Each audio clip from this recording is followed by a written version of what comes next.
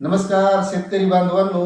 सर्वात अगोदर सर्व शेतकरी बांधवांचे आणि जे काही आपले सबस्क्रायबर आहेत सर्व सबस्क्रायबरचे खूप खूप आभार.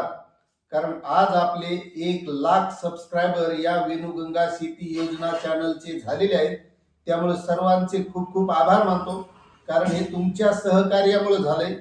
कारण माझं नुसतं योगदान माहिती देण्याचं आहे, मात्र खरं जे काही पाहणं, त्याला सबस्क्राईब करणं, व्हिडिओला लाईक करणं आणि शेअर करणं हे आपण करता. त्यामुळे मी हा टप्पा 1,00,000चा पार करू शकलेलो आहे. आपण पीक विमा भरतो की आपलं नुकसान झाल्याच्या नंतर आपल्याला पीक विमा मिळायला पाहिजे. पण आपण काय करतो, पीक विमा भरतो, भरल्याच्या नंतर त्या कंपनीनं आला तर आला, कंपनीनं पाहणी केली तर केली, कृषी कार्यालयातले अधिकारी असतील ते आले तर आले, आपण तक्रारही करत होतो. मात्र आता गेल्या वर्षीपासून तक्रार सुद्धा करण्याचं काम आपल्याला पडत नाही. मात्र यामध्ये काही शेतकऱ्यांनी स्वतः पुढाकार घेतला आणि जे काही शेतकऱ्यांचं नुकसान होत असते तर त्या नुकसानीसाठी शेतकरी उच्च न्यायालयापर्यंत गेले आणि त्यानंतर काय घडलं हे सगळं आपल्याला बघायचंय आणि हे प्रत्येक शेतकऱ्याला करावं लागेल. कारण तुम्ही बघत असाल, परभणी जिल्ह्यात तेच झालं, धाराशिव जिल्ह्यामध्ये झालं. म्हणजे त्या शेतकऱ्यांचं नुकसान होऊनही शेतकऱ्यांना पीक विमा देण्यात आला नव्हता. आणि असंच होतं, काय होतंय, आपण पीक विमा भरतो आणि जेवढा आला तेवढा. मात्र आपली जी काही पीक विम्याची पावती आहे त्या पावतीवर तुम्ही बघत असाल तर जो काही शेतकऱ्याचा हप्ता किती आहे, सरकार किती हप्ता भरतंय आणि आपलं नुकसान झाल्यावर आपल्याला किती मिळणार आहे तो आकडा तुम्ही जर बघितलेला असेल तर तुमच्या हे लक्षात येते की आपल्याला नेमकी खरी नुकसान भरपाई किती मिळायला पाहिजे. मात्र आपण काय करतो, जेवढी आली तेवढ्यावर आपलं समाधान मानतो. कारण आपण जी काही 2% रक्कम भरतो त्या रकमेपेक्षा थोडे जरी जास्त आले तर आपलं त्याच्यात समाधान होतंय. मात्र जे नुकसान झालेलं आहे, खरा पीक विमा त्या पीक विमा कंपनीने किती द्यायला पाहिजे यावर आपण विचारच करत नाही. जेवढा द्यायला तेवढ्यावर समाधान. मात्र जी काही सरकार रक्कम भरत असतं ती सुद्धा जनतेच्या पैशातून जो काही कर रूपी पैसे जमा होते त्याच्यातूनच ती रक्कम भरल्या जाते. म्हणजे तो सुद्धा पैसा शेतकऱ्यांचाच असतो, सर्वसामान्यांचाच असतो. त्यामुळे जर शेतकऱ्यांना पीक विमा जो काही भरलेला आहे त्यापेक्षा आपल्याला जो मिळायला पाहिजे त्यापेक्षा कमी मिळत असेल तर शेतकऱ्यांनी असा पुढाकार घेणं गरजेचं आहे.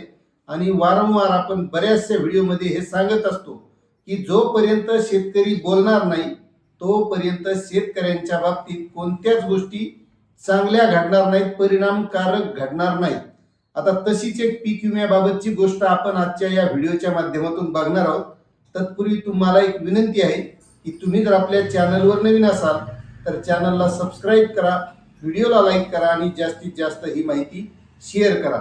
तर आता झालं काय नेमकं शेतकरी मित्रांनो, अकोला जिल्ह्यातील अकोट तालुक्यामधील काही शेतकरी आहेत, त्या उमरा मंडलातील शेतकऱ्यांनी पीक विमा भरलेला होता. तो होता फळ पीक विमा.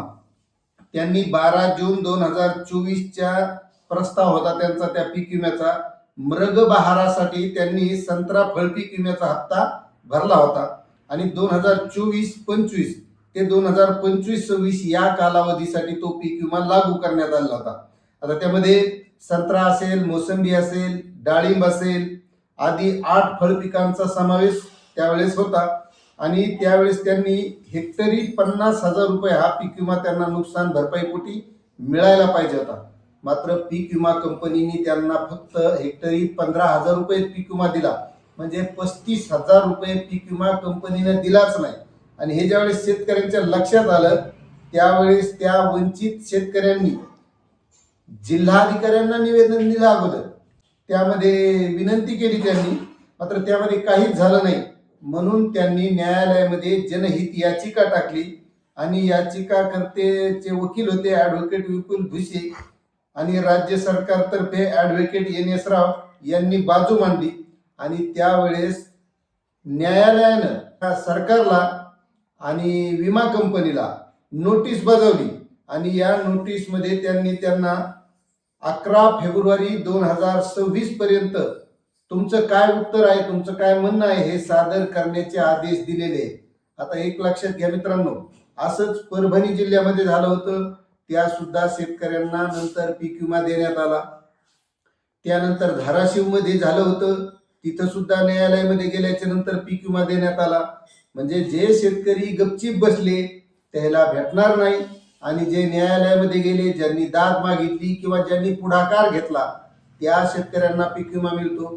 तुम्ही कर्जमाफीचं बघितलं असेल, 2017ला कर्जमाफी दिली होती. त्या कर्जमाफीमध्ये 6.5 लाख शेतकरी वंचित होते. त्या शेतकऱ्यांना सुद्धा न्यायालयात जावं लागलं, आणि मग न्यायालयानं आदेश दिले की त्या शेतकऱ्यांची जी काही कर्जमाफी झालेली होती त्यांची रक्कम त्यांना देण्यात येईल. म्हणजे एक लक्षात घ्या, आपल्याला आपल्याच हक्कासाठी लढावं लागत असते. नुसतं आपण घरीच बसलो, आलं तर आलं, गेलं तर गेलं, तर आपल्याला काहीच मिळणार नाही. अशी ही माहिती होती. आता तुम्हाला माहिती कशी वाटली आणि तुमचा आतापर्यंतचा पीक विमा मिळालेला आहे का, नक्कीच कमेंट करा. चॅनलवर नवीन असाल तर सबस्क्राईब करा, व्हिडिओला लाईक करा. धन्यवाद.